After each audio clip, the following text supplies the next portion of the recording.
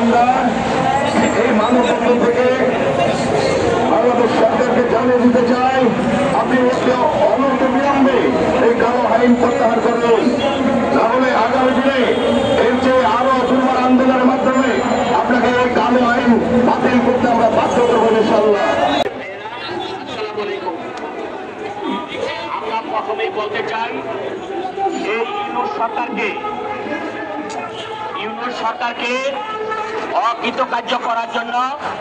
আওয়ামী দূষকদের কিছু সচিব যারা এখনো সচিবালয়ে বসে আছেন, এই সচিবরা তারা সমস্ত একটা বিব্রতকর অবস্থায় ফেলানো যায়। এই জন্য তাই আমি এই ইউনূস সরকারকে মাননীয় প্রধান উপদেষ্টাকে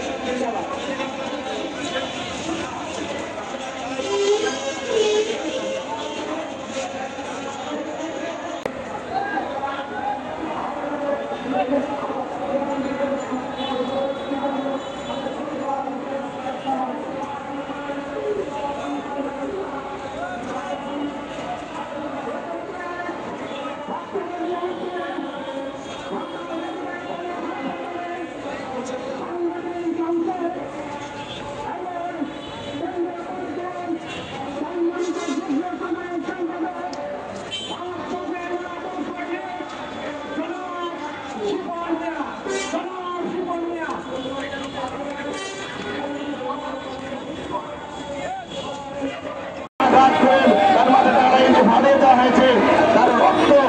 ইনশাআল্লাহ আমরা বেঁচে থাকাকালীন বৃথা যেতে